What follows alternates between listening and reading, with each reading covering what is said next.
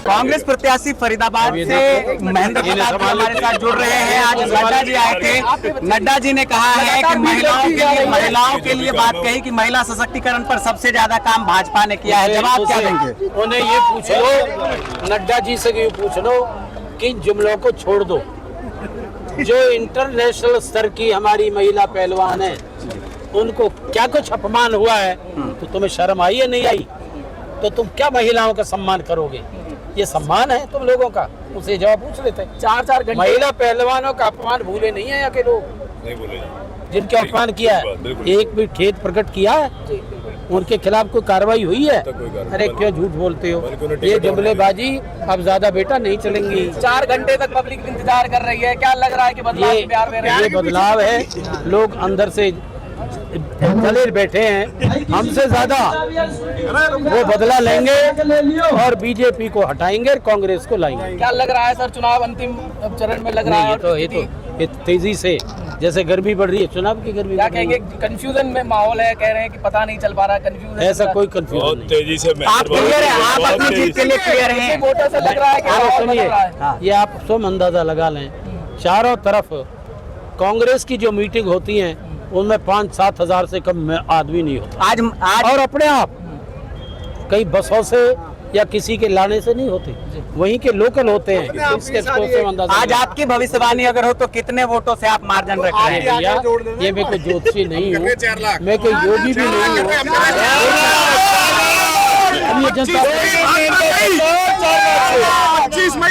लेकिन कांग्रेस गठबंधन यहाँ भी जीत रहा है।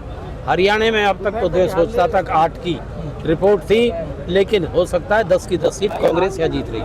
महेंद्र प्रताप जी जुड़े हुए थे, जिन्होंने जीत को लेकर उन्होंने कहा कि अब हमारी जीत होगी ही। हरियाणा की भी जो 10 की 10 सीटें हैं उस पर भी कांग्रेस बाजी मारेगी, इंडिया गठबंधन बाजी मारेगी। होता क्या है ये तो 4 जून के बाद पता चलेगा। बने रहिए हमारे साथ देश और दुनिया की हर इम्पोर्टेंट खबर से अपडेट रहने के लिए। और मंच पर विराजमान मेरे सभी मित्र साथी जो मेरे लिए आपसे प्रार्थना करने आए हैं, वोट मांगने आए हैं, मेरे सम्मुख बैठे सभी महानुभाव, माता बहनें, मित्र, आपके पत्रकार बंधु, छायाकार बंधु और सभी महानुभाव, मातृशक्ति, सर्वप्रथम तो आप बहुत देर से चुके यहाँ बैठे हैं, तो फैसला तो आप मुझे लगता है लिए बैठे हैं। 4-4 घंटे अगर कहीं कोई किसी उम्मीदवार के लिए इंतजार करता है तो भाई मैं समझता हूँ आप समर्थन तो उसे दिए बैठे हैं। तो मैं तो आपका आभारी हूँ, मैं तो आपका सम्मान करता हूँ और हृदय से आपको नतमस्तक भी होता हूँ। लेकिन साथियों 2 बात जरूर कहूँगा। पंडित जी ने बहुत कुछ कह दिया सरकार के विषय में भी, तुम्हारे जो है बीजेपी के कैंडिडेट की वजह से, तो उसमें बारे में भी। देखिए 2 चीज़ हुआ करती हैं इलेक्शन में, जिससे मतदाता सोचता है कि एक तो उम्मीदवार जिस पार्टी का तुम्हारे सामने आ रहा है उस पार्टी का चरित्र क्या है, उस पार्टी की कार्य क्षमता क्या है, उसने क्या कुछ दिया है पब्लिक को अपने समय में, और क्या उसका विजन है, पार्टी जिससे वो आ रहा है उस पार्टी की नीतियां क्या हैं, उसने देश को प्रदेश को क्या दिया है, उसका भी रिकॉर्ड जनता देखती है और उसके ऊपर वो फैसला करती है। साथियों आपने देखिए पहले सुन लीजिए, जहाँ तक उम्मीदवार की बात है, मैं आपके लिए शायद हल्के के लिहाज से नया हूँ, लेकिन मैं आपके लिए नया नहीं हूँ। यहाँ के आपके एमएलए जिनके लिए बाबा जी से मशहूर है, बाबा जी उनका नाम, बाबा जी अच्छे व्यक्ति थे। उन्होंने अपना जीवन कहाँ से शुरू किया और कहाँ तक पहुँचा, वो अपनी सूझबूझ, अपनी मेहनत, अपने पुरुषार्थ से, आपके प्यार से आपको प्यार दिया और उन्होंने वो मुकाम हासिल किया समाज में, राजनीति में, कि आज उनको इज्जत से आप लोग, हजारों लोग उनको इज्जत से देखते हैं और उनके लिए यहाँ बैठे हैं। तो भाई मैं चाहे आपके लिए नया नसीब, मैं उनका साथी रहा हूँ, मुझे और ज़्यादा नहीं, वो मुझसे बड़े थे, मेरे लिए आदरणीय थे, लेकिन मुझे वो अपना पॉलिटिकल गुरु भी मानते थे। जीवन में कहते थे कि मेरा महेंद्र प्रताप पॉलिटिकल गुरु है। तो भाई मेरा उनका संबंध तो एक पारिवारिक और प्यार का संबंध रहा है। मैं 5 बार विधायक रहा हूँ, अभी पंडित जी कह रहे थे कुछ, मुझे उस पर बात आ रही है, इसलिए कह रहा हूँ कि भाई तुम MP बना भी दोगे, यही कहा ना, तो इस MLA की तरह नौटंकी करेंगे। तो मैं उसके लिए ये कह देना चाहता हूँ कि पहले तो इसमें निराशा छलक रही है, पहले ही राउंड में उसने हार मान ली है अपनी, ये बात कह करके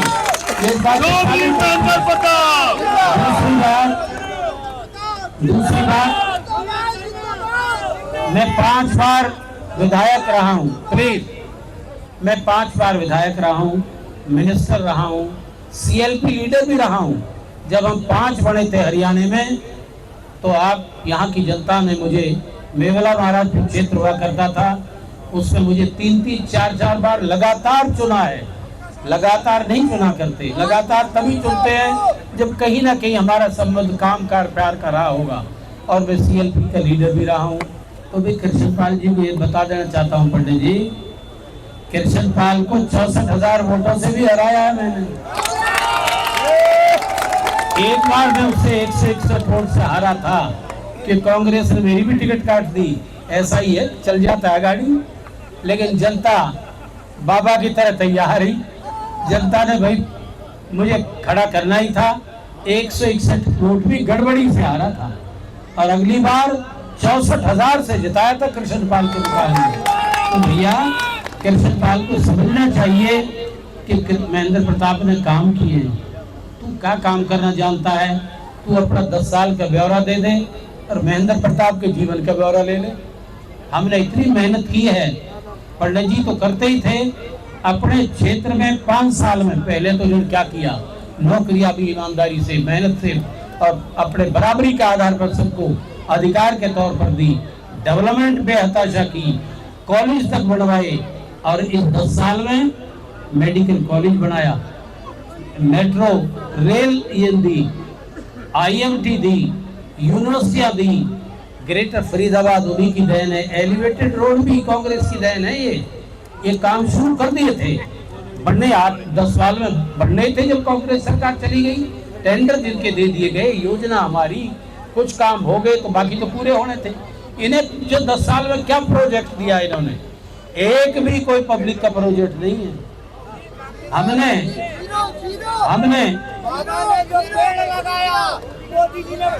नहीं दिया। मैं वही कह रहा हूँ, इस 10 साल में मोदी जी की बिल बता दो, सुन लो। मोदी जी ने, शाह जी की जोड़ी ने एक सबसे पहले वादा किया था 10 साल पहले।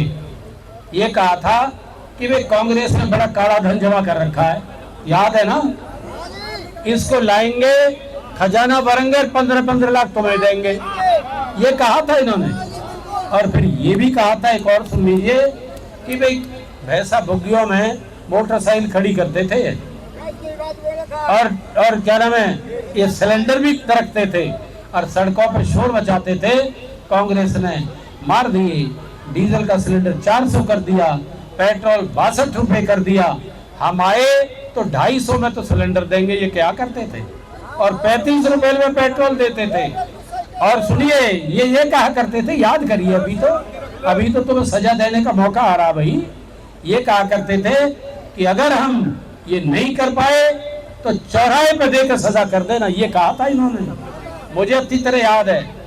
तो कहा शाह जी ने तो ये कह के पीछे छुटा दिया कि भाई ये तो इलेक्शन के जुमले थे। अरे जुमले का मतलब झूठ बोलना। अदालत में अगर कोई व्यक्ति झूठ बोल देता है, अदालत उसको सजा दे देती है। और 140 करोड़ जनता के सामने इस प्रकार कोई जुमलेबाजी की करके झूठ बोल जाए तो भैया नैतिक सजा तो देनी, प्रैक्टिकल सजा भी आपको देनी चाहिए थी, लेकिन आपने नहीं दी। पहले सुन लीजिए, दोषी आप और हम सब हैं, मैं भी आप में शामिल हूँ। मैंने जो वोट दी हो नहीं दी हो मोदी जी को, पर जनता में तो मैं भी शामिल हूँ ना, ये दोष हमारा है। उस बार ही आप सजा देनी चाहिए थी, लेकिन दूसरी बार भी दे दी, तो ये तो जिम्मेवारी हमारी थी। तीसरी बार फिर शुरुआत कर रहे हैं, तो भाई आप समझ लीजिए कि मोदी जी ने तो ये कहा था, शाह जी ने ये कह दिया, तो अब सजा का मौका आ गया है। 2 बार बहुत होती हैं, काट की हड्डी तो एक बार से देख रहे हैं, पर वो आधी जड़ी थी, आधी साबित रहेगी। दूसरी बार में तो जड़ के खाक हो गई, तीसरी बार की तो गुंजाइश ही नहीं है। और हमारे बुजुर्ग बड़े बूढ़े कहा करते हैं, हमारे बुजुर्ग कहा करते हैं कि रे झूठ 2 बार तो चल जाए उसे 2 बाछा कहते हैं, लेकिन तिरबाछा नहीं होनी चाहिए। अगर तिरबाछा जनता ने कर दी तो जनता फिर पाप की भागी भी बढ़ती है। भाई मैं बुजुर्गों की बात कह रहा हूँ, ये कहा करते हैं। वो अंदर भी जाते हैं, सारी की फाइल पता सुना होगा, आग भी लगा देते हैं। तो क्या हो रहा है? ये मजाक है प्रजातंत्र के साथ, ये सबसे बड़ा खिलवाड़। ये सबसे बड़ी बात यह है कि इन्होंने झूठ तक बोले, झूठ में माहिर है। ये जो है गले सड़े गुड़ को बेच रहे कलाकंद के भाव में। हाँ सच बता रहा हूँ, गुड़ भी खाने लायक नहीं है, उसमें भी कीड़े पड़ रहे हैं। ये क्या कह रहे हैं? इन्होंने किसानों के साथ इतना बड़ा अत्याचार किया। अगर किसान खुद इतने मजबूत ना होते तो शायद पॉलिटिकल पार्टी भी हिम्मत नहीं कर पाती। उन्होंने इनको ऐसा घुसेड़ दिया कि तीनों एक्ट जो जनता के खिलाफ थे उनको वापस कराया। 850 आदमी का बलिदान उन्होंने दिया है। उनको शर्म अफसोस नहीं आज भी। और फिर वादा कर लिया अग्नि हम बढ़ा रहे हैं, हम इसको तुम्हारे जो है MSP को कानूनी गारंटी दे रहे हैं। 2 साल बहकाते हो गए, अब भी नहीं बढ़ा रहे। तो भैया ये तो झूठ की खेती हो रहे हैं, आपको समझना होगा। हमारे पास कर्ज मनमोहन का पीरियड था, दुनिया में बेहतरीन अर्थव्यवस्था मनमोहन की मानी जाती थी। उस समय अमेरिका की अर्थव्यवस्था हिल गई थी, हिंदुस्तान की अर्थव्यवस्था उस व्यक्ति ने नहीं हिलने दी थी। लेकिन आज जब कितना कर्ज था, मैं कर्ज बता रहा हूँ आपको, जब जो सूत्र के मुताबिक जो है 55 लाख करोड़ का कर्ज था हिंदुस्तान पे, जब से भारतवर्ष आजाद हुआ। और 2014 तक हिसाब लगा लीजिए, और 10 साल में कितना हो गया? 10 साल में 205 लाख करोड़ हो गया। इतना कर्ज है हमारे भारतवर्ष के ऊपर। GDP का जो आंकड़े जो सूत्र बता रहे हैं 80-82% के करीब कर्ज है। ये बहुत खतरनाक स्थिति है। एक मैगजीन दुनिया की अमेरिका की कहा कि मैंने उसमें देखा, वो कहते हैं दूसरे जो देश छोटे भी है ना, हिंदुस्तान की अर्थव्यवस्था उनसे भी कमजोर है। ये तो आंकड़े रे ढमढम ऊपर का बढ़ा रहा है। तो भैया स्थिति बहुत खतरनाक है। कर्जा इतना है, बेरोजगारी इतनी है, महंगाई इतनी है, और फिर कहते हैं डेवलपमेंट भी कहीं नहीं। कहते हैं कि बड़ोदरा बढ़ा दी। अरे भले आदमी 10 साल में बड़ोदरा बढ़ा दी। बड़ोदरा से हमें आपको इतना बड़ा फायदा है? हमें तो इनमें फायदा है जो हमने काम किए हैं। आज हम इंजीनियर और कह रहे हैं डिप्लोमा होल्डर तैयार कर रहे हैं, कई 10 साल में नौकरी दी है, वो 8-10 हजार में नौकरी कर रहे हैं। तो क्या है तुम? ये झूठ की खेती कब तक चलेगी? कब तक देश को बहकाओगे? नोटबंदी के लिए कहा कि सबसे बड़ा घपला नोटबंदी का है। नोटबंदी मर्जी से कर दी, कहता है कि आतंकवाद खत्म हो जाएगा, काला धन खत्म हो जाएगा। अगर नोटबंदी सही थी, दुनिया के अर्थशास्त्रियों ने उसका विरोध किया, अगर वो सही थी तो 2000 का नोट फिर क्यों बंद कर दिया? अरे गलती थी। तो आज सबसे बड़ी बीमारी ये है भाई, ये एक ढोल चल रहा है, डोंग चल रहा है। एक और कहते हैं, क्या कहते हैं? देखो मोदी जी ने बड़ी इज्जत बढ़ाई है विदेशों में, दुनिया में बड़ा हमारा वो है। मैं जवाब पूछना चाहता हूँ, क्या तुम्हारा क्या नाम है? नेपाल भारत का दोस्त था नहीं था? हमारी करेंसी भी चलती थी। बांग्लादेश हमारा दोस्त था, बांग्लादेश को जन्म भारतवर्ष ने दिया। लंका के लिए बलिदान दिया राजीव गांधी ने, लंका भी हमारा दोस्त था। चारों तरफ के दोस्त हमारे साथी थे, मजबूत हमारे साथ खड़े थे। मैं पूछना चाहता हूँ इनसे, जो कह रहे हैं ये ताली पिटवाते हैं, अपने आदमी भेजते हैं और बस एक प्रचार चल रहा है, टीवी के हाथ में। बुरा मतवानी भैया, तब मैं भी तो तुम भी डरे बैठे हो, तुम भी अपना फर्ज पूरा नहीं कर रहे। मैं तुम्हारी कमजोरी बता रहा हूँ, हम में भी कमजोरियां हैं, लेकिन वास्तविकता ये है कि ये तो ताली पिट रहे हैं, पिटवा रहे हैं। आज तीनों के तीनों हमारे दोस्त नहीं हैं, मनमोहन तक के हमारे दोस्त थे राजीव गांधी के टाइम में। तो इज्जत जब थी, कब थी? इज्जत जब थी राजीव गांधी इंदिरा गांधी, मेरा गला भी खराब बोल रहा है भैया, पर कहूंगा फिर कि इंदिरा गांधी तक भी, राजीव तक थी, नेहरू जी तक थी। 108 देशों की अध्यक्षता की है भारतवर्ष ने। तुमने बता दो कितने देशों का अध्यक्ष रहे? तो ये प्रचार है, खेल हो रहा है सारा का सारा भाई, इसको आज समझना होगा। आज देश की अर्थव्यवस्था भी विषमता हिली हुई है, चारों तरफ की हालत आप देख रहे हो। मुझे तो कहानी याद आ जाए, दे दो भैया थोड़ा सा पानी। अरे ज्यादा बोतल क्यों खराब कर रहा है? कोई बात नहीं, कोई बात नहीं। ये तो शहर खराब कर दिया इसने। मैं कह दूंगा अभी, पहले इन्हें थोड़ा ही दूनो। ये सोचते तो रहे कि कहाँ खड़े हैं हम। मोदी जी ने कहा था भाई तो झोला की बात कही कुछ, याद है ना? एक गांव था बड़ा, उस गांव में एक रमलू नाम का चाकी खोटने वाला आ गया। चाकी खोटते हैं ना, हाथ की चाकी होती थी आटे की। एक बुढ़िया थी, उन्हें कह रहे बेटा मैं तो बाट देख रही हूँ, क्या नाम है तेरा? ताई रमलू है। जो कहते मेरी चाकी खोट दे। जो कि ताई अभी खोटता हूँ। खोटने लगे, ताई बोली मैं तेरे पानी ले आऊँ। तो जेगड़ होती है मटके की, लेके ताई जो चल दी जेगड़ लेके पानी के लिए। अब इसने लगाई उल्टी सुल्टी चोट, वो चाकी का पार्ट टूट गया चोट लगने से। मैंने कह रहे अब ताई आ गई तो तेरी तो वो होगी फजीयत। जल्दी से बांध के सामान है, भागना चाल लेगा। आगे एक गरीब थी, एक छोटा सा एक घी का मक्खन का एक मटकड़ी लटकड़ी, उसे छीका कहते हैं, छीका। उसकी टांट लगी जल्दी में, उस तरह छीके पे तो मटकड़ी भी टूट गई। मैंने जड़े रहे ताई अब तो मारेगी। ये छीका में घी भी गया, अरे क्या नाम तेरे, चाकी भी टूट गई। जल्दी में न्यू पीछे देखता जाए तो एक किवाड़ लग रहा था आगे दरवाजे का, जहाँ से निकलने है ना, वो कमजोर चूड़ थी, वहां में टक्कर लगी, उसकी चूड़ भी टूट गई। जल्दी में हड़बड़ाहट में निकलने लगा, आगे तो ताई आ गई। अब वो पीछे को देखे, ताई आगे आ गई, वहां में टक्कर लग गई, वहां की जेगड़ टूट गई पानी की। और कह रहे रमलू तेरे यू क्या करे तो रोलू, ताई रोवेगी तो भीतर जाके अभी कह रहे हुए। तो भैया जब देश की अवस्था ये हो जाएगी, जब देखते रहना, आप खुद देखिए यार, आप इसी उसमें कहते रहेंगे मोदी के नाम से वोट दे दो, मोदी के नाम से वोट दे दो। अरे अपने नाम से भी मांगो, कुछ काम के लिए से भी मांगो। ये कोई धंध है? हिंदू मुसलमान के नाम पे वोट मांगो, आपको मंदिर के नाम से वोट मांगो।